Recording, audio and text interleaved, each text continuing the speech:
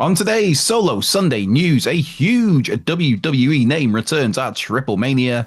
The next Worlds Collide event has been announced. Could Alberto Del Rio be returning to WWE? And former TNA star Ace Austin is hashtag All Elite. Hello and welcome to What Culture Wrestling, the Solo Sunday News. Myself, Andrew Pollard. I hope you're well. I hope you're good. I hope your weekend is going as well as possible. Mine, well, let's just say life in the championship, it's a tough old time, as to be expected, but still plenty of positives for my beloved Wrexham after yesterday's defeat to West Brom. Anyway, you're not here to hear me waffle about football. That is something for a football podcast, obviously. One of those is potentially in the works right now. All a little hush-hush there. But righto, wrestling, let's start today off with the huge news of a huge return, of a huge name at AAA's pretty hefty Triplemania 33 yesterday. Was it The Rock? Was it Cody Rhodes? Was it Randy Orton? Was it Bret Hart, Kurt Angle, Booker T, Kevin Nash, or Rick the Model Martel even? No, it was Omos, quite literally one of the hugest, biggest performers in the business these days. Builder like 7'3". Somebody who's not been seen at all since January when he worked some shows over some dates over for Noah in Japan. That was at the turn of the year. Even winning the GHC tag titles with Jack Morris. I think he might have won that in his first match there for Noah. Now, in terms of WWE, Omos last wrestled in the Andre the Giant Battle Royal on the SmackDown before WrestleMania 40, as in April 2024. Yes, but Omos's last match for Noah, that was the 25th of January, so a little more recently. And then WWE... basically, it was kind of, they sent him on like somewhat of an excursion there to Japan to Noah, but he was made to vacate those GHC tag titles, which many kind of took as an indicator, presuming that, okay, so he's gone over there for a month, won the tag titles, had some fun, interesting banger matches in just a very unique setting, dropped the titles, or was forced to vacate the titles. WWE made him vacate those titles. They're going to bring him back. They're going to do something with him. Nah, as mentioned, his last appearance for WWE is now, what? Last April, so 16 months ago. But yes, he turned up at AAA Triplemania 33 last night. There almost was a surprise entrance in the 14-person Copa Bardal Battle Royale, entering at number 13 and winning the entire thing. Yes, last eliminating La Parka to get the win. No, for those who've not kept up with AAA or Lucha, this is not the same La Parka who won over many a crowd, won over my heart during WCW's heyday, the chairman of WCW. A whole lot of fun, man.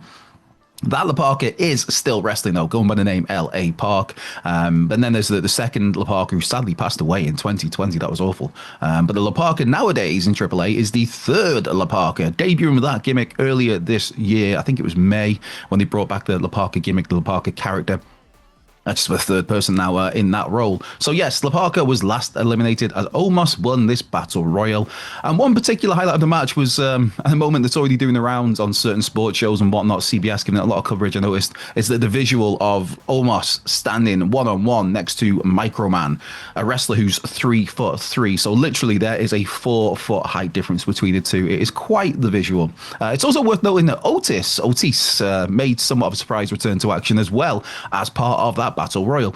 Otis has not wrestled since being destroyed, decimated by Rusev back in May. So it'll be interesting to see whether Otis, what happens with him now, whether he's back on Raw as of like tomorrow night.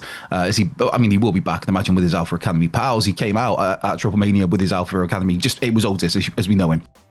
But it's also, will he be out for revenge on Rusev? But then Rusev is now, tied up, embroiled in this heated, heavy-hitting rivalry with Sheamus. So yes, we'll see about what happens there. Now, elsewhere at Triplemania, the next Worlds Collide event was announced. That will take place on Friday, September 12th at Las Vegas's The Pavilion at the Thomas and Mack Center. And the tickets for that will be on sale this coming Friday. Now, obviously, at this stage, it's not known what matches will be there, what crossover matches we may see, but we do know a start time.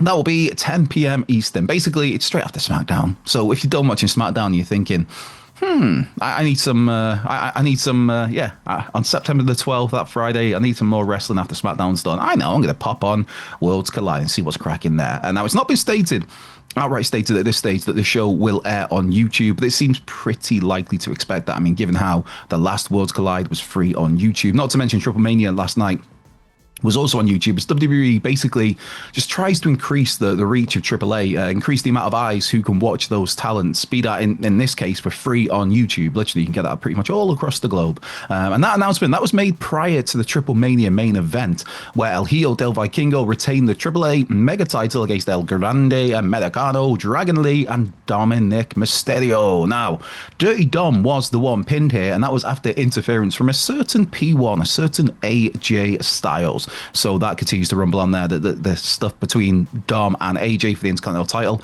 And speaking of Vikingo, again, he was loudly booed at several points throughout Triplemania. AAA fans just continued to revolt against the mega champion. Instead, they were actually chanting the name of Alberto. Alberto, that would be Alberto El Patron, Alberto Del Rio, the man Vikingo defeated for the AAA mega title. It's an interesting dynamic in AAA right now, where the company's poster boy, its top babyface, somebody who a lot of wrestling fans who have seen Vikingo in say, AEW, love the guy, think he's great, he's a whole lot of fun. I've seen him for House of Glory, and it's like, the dude is so good. But in AAA, his home promotion, while he is positioned as the poster boy, the top babyface, he's constantly rejected by a significant portion of the AAA fan base. And as well as that, prior to his supposed AAA exit, Alberto El Patron, that would be the company's top heel, its top villain, was getting huge cheers, especially when against Vikingo. The belief is that Alberto was, entirely done with AAA, with anything WWE related. With him, it's strange because he was never once referenced by WWE after they announced that AAA acquisition, even though at the time he was the company's top champion back then.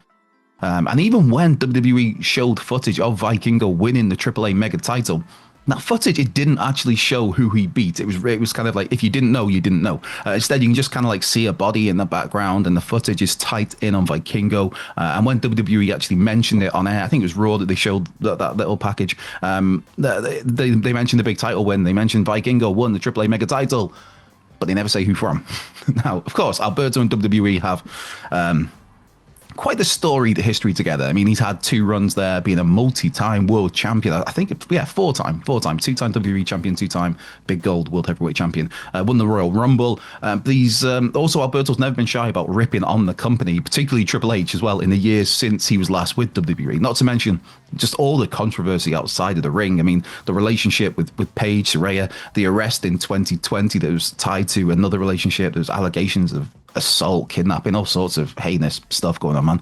And it was presumed that, yes, while Alberto El Patron was the mega champion when that acquisition was announced, that wouldn't be the case for long, which proved to be the case. That proved to be true. And that he was gone from AAA after losing that title. Why am I talking about this? Because some comments from Rey Mysterio last night suggest that maybe Alberto is not quite as done as we may have all thought. Now, Rey was at Triplemania 33 to, amongst other things, to induct Conan into the AAA Hall of Fame. But at one point, he was serenaded himself by those Alberto chants, the same chants that accompanied Vikingo to the ring. And a little surprisingly, Rey said in Spanish, "I'll bring him, wait on me." And that was in regards to those Alberto chants. "I'll bring him, wait on me," which suggests that there could be a future for Alberto in AAA after all. Yeah, which would be quite the shock, I would say. Now, was Rey saying that just to appease the Triplemania crowd? Was he doing this just so, the chants would die down a bit and he'd carry on with what he was saying? Or is Rey in the know that even if an Alberto, return isn't nailed on, it's at least possible at this time? I mean, that would certainly be something. And speaking of certainly something, and something in my eyes far more positive, Ace Austin is now formally #All Elite. It was reported earlier this week that Austin was in action at this week's Collision taping, which aired last night and saw him lose to Ricochet. And since then, Austin has had the classic All Elite graphic pop up on social media. In fact, Tony Khan actually came out after the match and asked Ace if he wanted to be All Elite, to which he said something along the lines of, let me get it right, I think he said, like, "I've been great for a long time, but that's not enough. Exceptional is not enough." And that he wanted to be was elite. Now, for those not familiar with Ace Austin, the dude is just A lot of fun. Most recently, I mean, he's been a standout of TNA until leaving the company earlier this summer. In fact, I was lucky enough to interview him back in, I think, March of this year. Just a really lovely guy. So yeah, you'd like to see good guys getting their rewards. Now, Ace Austin, he's been all over the place for years now. Again, most recently in TNA, but there's the work done in Pro Wrestling Revolver. There's the CZW stuff. There's New Japan. There's Maple Leaf Pro. There's GCW. There's House of Glory. There's Rev Pro. There's a lot that he's been all over the world. Again, best known for his time in TNA, though. A three-time X Division champion, a three-time TNA tag champ, Chris Bay, ABC, part of Bullet Club as well. I mean, the dude has already done a lot, but he's still only 28 years of age, which is scary. Now, Ace was in that a bit of a weird spot where he was technically involved in the NXT TNA stuff, wrestling Wesley and then also Tyson DuPont, two WWE names, over on TNA TV on Impact. But he never actually wrestled on NXT TV itself. Though in that interview I did with him, he was super eager to do more with that crossover. And when it became clear that Ace was on his way out of TNA earlier this year, I mean, you look at it, WWE, NXT, that seemed like a logical landing spot, especially with the talents he's got. Just he seemed tailor-made for me for that NXT system of like, this is someone we brought in who's high-end already, but there's just a few tweaks, and yes. But no, here we are with Ace Austin now, formerly All Elite. Talent-wise, Ace has, for me, all the tools to be a major player in AEW. I mean, let's just hope he gets the chance to do that, to show some of his massive personality, that charisma, rather than just, here's a banger match every week. I mean, that box has been ticked for a long, long time with so many other people. But with Ace, yes, he can do that side of things, but he's just got so much personality. So yes, best of luck to Inevitable. I'm sure he will absolutely smash it in AEW. And with that, that brings today's news to a close. Be sure to check out this other excellent video that's floating around here somewhere. This has been WhatCulture Wrestling. I've been Andrew Pollard. This has been a solo Sunday News. Be well, stay safe, and I will catch you next weekend.